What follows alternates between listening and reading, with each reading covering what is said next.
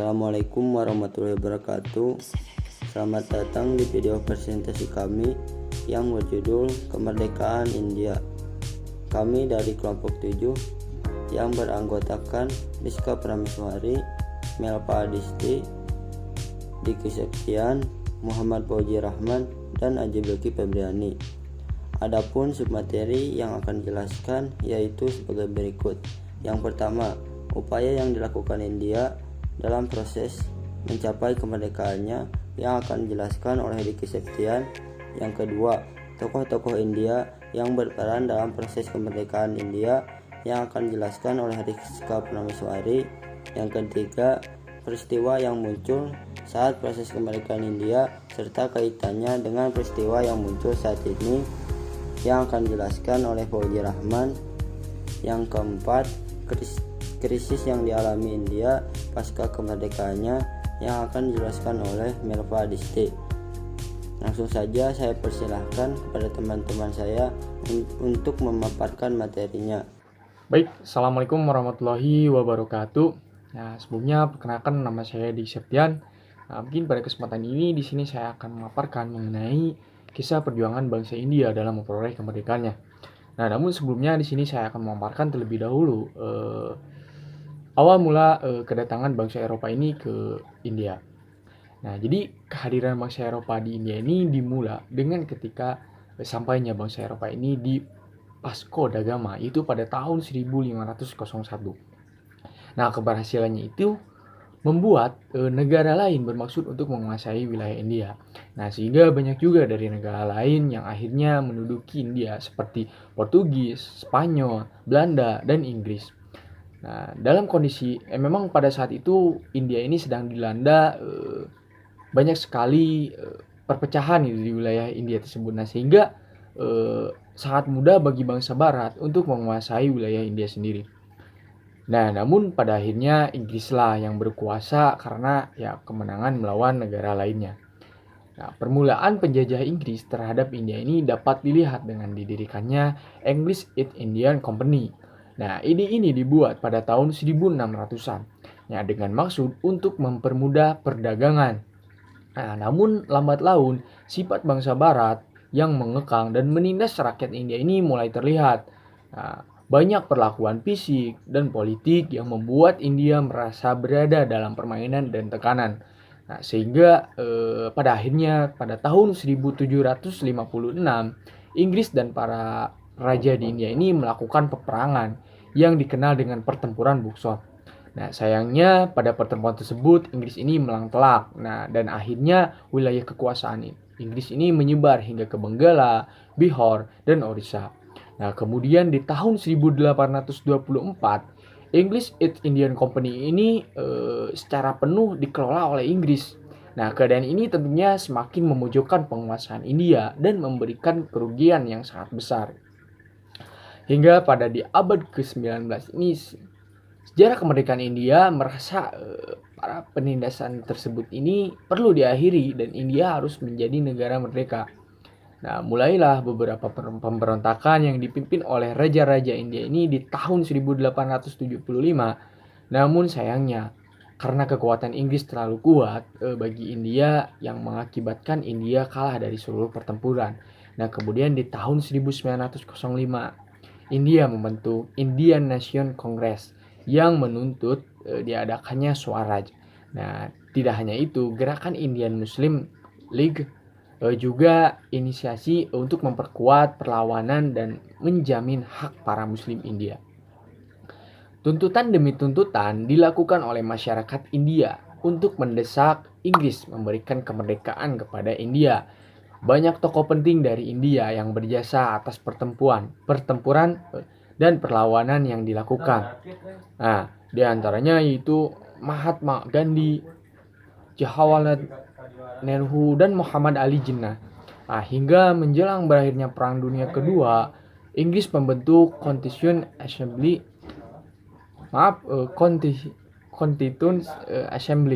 Nah, untuk menenangkan rakyat India. Nah, namun tindakan ini dirasa tetap merugikan India dan meminta kemerdekaan penuh bagi negaranya. Nah, setelah perjuangan yang panjang, akhirnya Inggris memberikan kemerdekaan secara penuh kepada India sekaligus Pakistan di tanggal 15 Agustus 1947. Nah, mungkin sekian pemaparan materi dari saya. Mungkin mohon maaf apabila ada kesalahan dalam penyampaiannya. Assalamualaikum warahmatullahi wabarakatuh. Assalamualaikum warahmatullahi wabarakatuh. Perkenalkan, nama saya Rizka Prameswari dengan NPM terakhir 060. Di sini saya akan melanjutkan pemaparan materi berikutnya, yaitu mengenai tokoh-tokoh India yang berperan dalam proses kemerdekaan India. Nah, perlu kita ketahui bersama bahwasanya tokoh-tokoh yang berperan dalam proses kemerdekaan India ini tidak terlepas dari tertindasnya rakyat India yang dipaksa bekerja oleh Inggris tanpa diberi imbalan apapun. Hal ini disebabkan karena niat Inggris yang berubah, yang awalnya hanya untuk melakukan perdagangan, tetapi seiring berjalannya waktu, karena banyaknya sumber daya di India, maka Inggris pun menjadi menjajah India. Nah, hal inilah yang menjadikan munculnya banyak tokoh-tokoh India yang berperan dalam perjuangan kemerdekaan India. Nah, di sini saya hanya mengambil beberapa tokoh yang akan saya jelaskan, yang memang banyak tokoh-tokoh tersebut banyak diceritakan dari beberapa sumber. Di samping mungkin teman-teman sudah mengetahui lebih banyak tokoh-tokoh yang berperan dalam kemerdekaan India. Nah, tokoh yang pertama yang akan saya bahas yaitu ada Mahatma Gandhi. Nah, Mohandas Karamchand Gandhi atau yang lebih dikenal dengan Mahatma Gandhi adalah seorang politikus yang berasal dari India. Beliau sangat berperan dalam berusaha melawan penjajahan Inggris di India, dan Mahatma Gandhi juga memiliki 4 ajaran penting dalam proses perjuangannya memerdekakan India. Yang pertama ada ahimsa atau melawan tanpa kekerasan. Yang kedua ada hartal atau mogok kerja. Yang ketiga ada satyagraha atau tidak mau bekerja sama dengan pihak asing. Nah, satyagraha ini diajarkan oleh Mahatma Gandhi agar rakyat India bisa terlepas dari penjajahan Inggris, di mana rakyat India diajarkan untuk tidak mau bekerja sama dengan pihak asing, terutama dengan Inggris yang pada saat itu memang sedang menjajah India. Nah, pada awalnya ajaran ini ditolak oleh banyak rakyat India karena pada dasarnya ajaran satyagraha ini diajarkan Mahatma Gandhi dengan tidak menggunakan kekerasan. Tetapi setelah diberi penjelasan, akhirnya rakyat India pun setuju untuk menggunakan ajaran satyagraha ini sebagai salah satu wujud pergerakan rakyat India dalam melawan penjajahan Inggris. Nah, satyagraha ini untuk pertama kalinya digunakan Mahatma Gandhi beserta rakyat India dalam menolak undang-undang yang telah dibuat oleh Inggris. Nah, di mana undang-undang tersebut yang telah dibuat oleh Inggris ini dibuat untuk menuntut orang India yang berusia di atas 8 tahun agar diambil sidik jarinya dan didaftarkan secara resmi untuk masuk pada Transvaal secara ilegal. Dan jika tidak melakukannya atau mereka menolak, maka mereka akan didenda, dipenjara, bahkan dikeluarkan dari provinsi. Lalu ajaran terakhir dari Mahatma Gandhi ada yang disebut dengan Swadesi atau tidak mau memakai produk luar negeri. Nah, dalam ajaran Swadesi ini Mahatma Gandhi mengajak rakyat India agar melakukan pemboikotan terhadap barang-barang Inggris serta menolak kerjasama dalam bentuk apapun dengan Inggris tentu saja, terutama pada bidang perekonomiannya. Sehingga dalam memenuhi kebutuhannya, terutama dalam memenuhi kebutuhan sehari-hari, rakyat India ini menggunakan produk-produk lokal atau mereka ini membuat barang-barang buatan sendiri. Kemudian rakyat India juga tidak sekolah di sekolah yang didirikan oleh Inggris dan tidak mau bekerja di pemerintahan Inggris. Yang kemudian dengan ajaran Swadesi ini pun akhirnya berpengaruh pada kas negara Inggris yang terus mengalami penurunan. Sehingga keempat ajaran yang diajarkan oleh Mahatma Gandhi ini akhirnya mampu membuat Inggris mengalami kemerosotan, terutama pada bidang ekonominya, dan lambat laun Inggris pun mulai meninggalkan India. Lalu tokoh kedua yang akan saya bahas yaitu ada Khan Abdul Ghaffar. Nah, Khan Abdul Ghaffar merupakan pengikut dari Mahatma Gandhi dan seorang pemilik tanah yang sangat luas di daerah Peshawar. Beliau juga merupakan pemimpin dari Northwest Frontier Province atau NWFP, yaitu gerakan anti kekerasan di India. Nah, beliau ini berasal dari suku Pashtun yang memang suku ini dikenal memiliki adat yang cukup keras, di mana suku Pashtun memiliki kebiasaan saling membunuh di antar sukunya. Akan tetapi, dalam perjuangan melawan penjajahan Inggris, beliau ini tidak menggunakan kekerasan, melainkan lebih menggunakan perdamaian.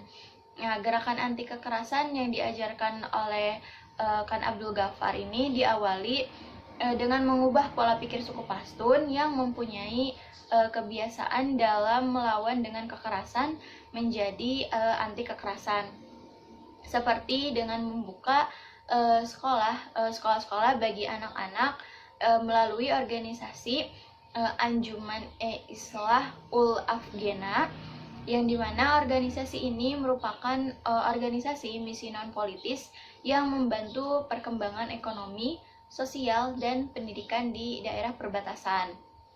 Kemudian beliau juga sama dengan Mahatma Gandhi yang mengajarkan ajaran Swadesi kepada suku Pashtun. Lalu terakhir beliau juga mendirikan organisasi yang dinamakan dengan Kudai Khidmatkar, yaitu sebuah organisasi anti kekerasan yang beranggotakan tentara anti kekerasan. Mereka ini dilatih menggunakan cara-cara militer, akan tetapi tanpa harus menggunakan senjata. Nah, semua anggotanya ini bekerja dengan sukarela tanpa diberi imbalan apapun sebagai upah kerjanya.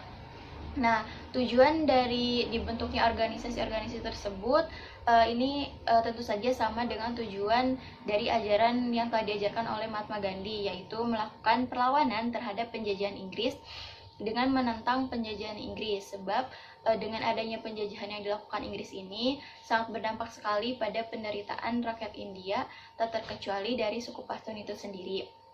Lalu yang terakhir, tokoh yang akan saya bahas adalah Maulana Abdul Kalam Muhyiddin Ahmad Azad.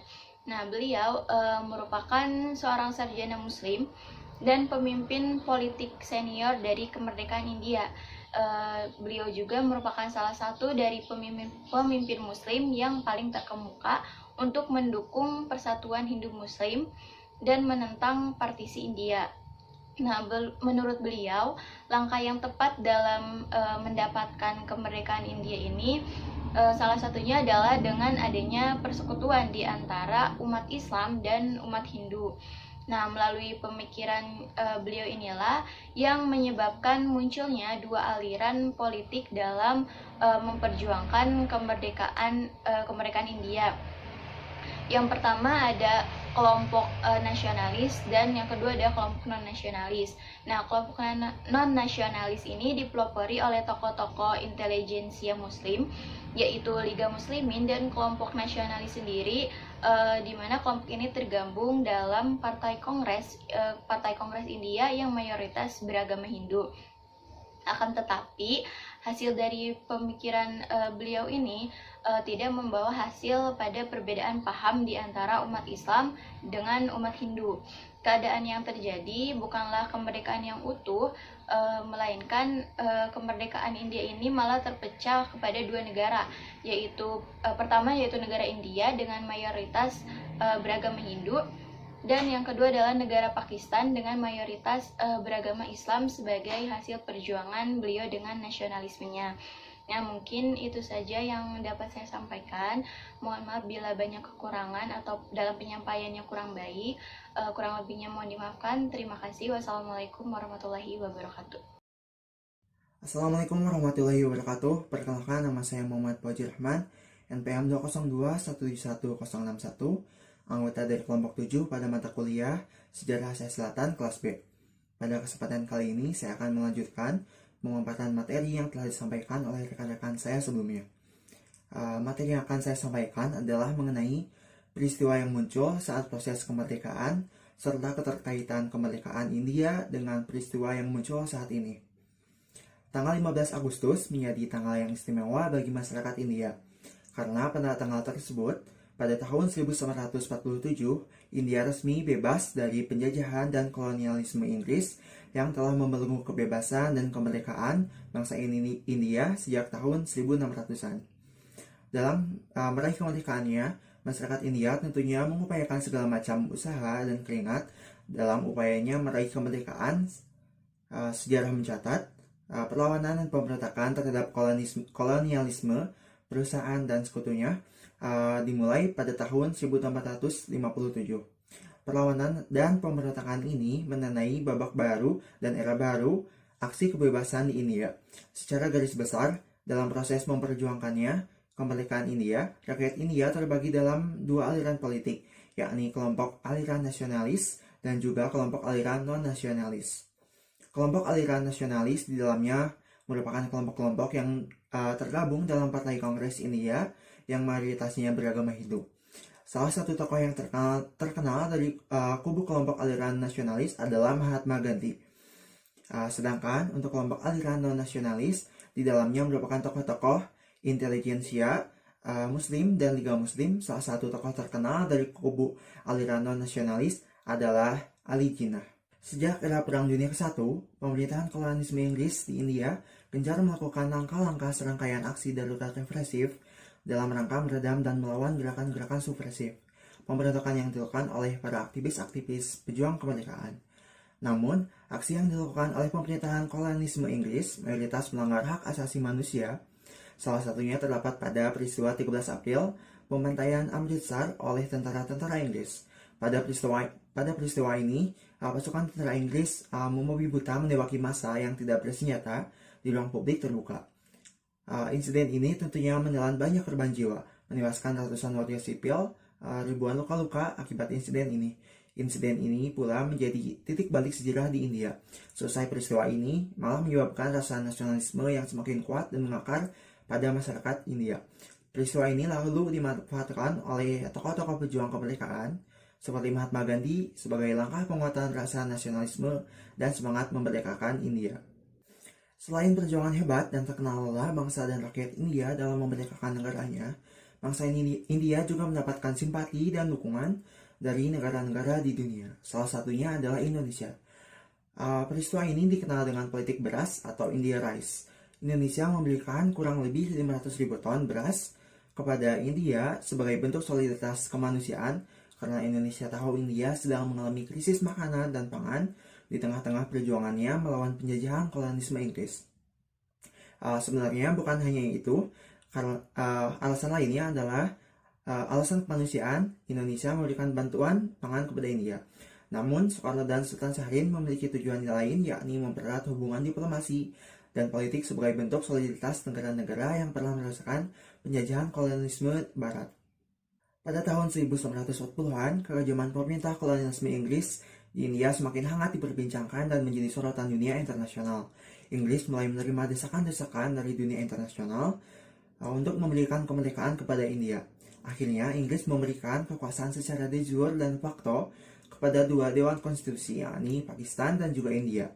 Pada tanggal 14 Agustus tahun 1947 menjadi hari kemerdekaan Pakistan dan pada tanggal 15 Agustus 1947 menjadi hari kemerdekaan bagi India. Sekian materi yang dapat saya sampaikan. Mohon maaf bila ada kesalahan. Wabillahi taufiq wal hidayah. Assalamualaikum warahmatullahi wabarakatuh. Materi yang selanjutnya akan disampaikan oleh rekan saya yang selanjutnya. Assalamualaikum warahmatullahi wabarakatuh. Di sini saya akan menyampaikan materi yang selanjutnya mengenai krisis yang dialami India pasca kemerdekaan. Menurut Firmanti, krisis yang terjadi pasca India merdeka adalah krisis Kashmir atau yang biasa dikenal dengan konflik Kashmir, yakni persengketaan wilayah yang terjadi antara pemerintah India, gerilyawan Kashmir, dengan pemerintah Pakistan dalam masalah kendali atas Kashmir. Hal yang melatar belakangi terjadinya konflik ini adalah dibaginya India oleh kolonialisme Inggris menjadi dua negara, yaitu India dan Pakistan pada tahun 1947. Terpecahnya India dan Pakistan oleh pemerintah Inggris mengakibatkan konflik perebutan wilayah. Wilayah tersebut yakni Kashmir, sebuah wilayah yang terletak di utara benua India. Puncak konflik. Sejak kemerdekaan India dan Pakistan pada tahun 1947, Maharaja Kashmir, Hari Singh, menghadapi dilema apakah bergabung dengan India atau Pakistan. Sejak awal, rakyat Kashmir berkehendak ikut ke dalam Pakistan, karena secara historis, emosional, dan kultural memang lebih dekat ke Pakistan yang sama agamanya. Tetapi penguasa Maharaja bersikap ragu-ragu sehingga menimbulkan kemarahan Kashmir. Keraguan-raguan tersebut yang menyebabkan munculnya gelombang protes rakyat Kashmir yang dibantu oleh Pakistan pada Agustus sampai September 1947. Saat itu Maharaja Hari Singh merasa terancam dan akhirnya bersedia membantu dengan syarat harus ada jaminan wilayah Kashmir bergabung ke India. Pertikaian tersebut semakin memanas dan tak kunjung menemukan titik penyelesaian. Konflik Kashmir kian memanas sehingga menyebabkan perang Kashmir yang terjadi pada tahun 1947 sampai 1949. Ketika saat itu Maharaja memilih untuk bergabung ke India. Namun Pakistan tidak menemukan keputusan tersebut karena rakyat Kashmir kebanyakan beragama Muslim, sedangkan rajanya beragama Hindu. Seharusnya Kashmir masuk ke Pakistan, sedangkan India menganggap Kashmir telah masuk ke bagian negaranya. Pada tahun 1965 terjadi perang Kashmir yang kedua yang mengakibatkan saling tembak antar kedua negara. Dampak dari konflik Kashmir pada bidang politik yaitu hubungan India dengan Pakistan menjadi semakin buruk. Kemudian konflik Kashmir yang terjadi pada tahun 1947 sampai 1965 dan pasca konflik 1965 yang akan dibahas hingga tahun 1947 juga menyebabkan tidak stabilnya perekonomian di India dan Pakistan. Kemudian pertambahan populasi akibat pengungsi dari Kashmir juga menjadi dampak konflik Kashmir bagi India dan Pakistan hingga sering terjadi konflik senjata yang disebabkan oleh kedua negara di berbagai wilayah di Kashmir. Terima kasih. Wassalamualaikum warahmatullahi wabarakatuh. Mungkin segitu saja pembahasan dari kami. Mohon maaf bila ada salah kata ataupun kekeliruan dalam menjelaskan materi. Sekian, wassalamualaikum warahmatullahi wabarakatuh.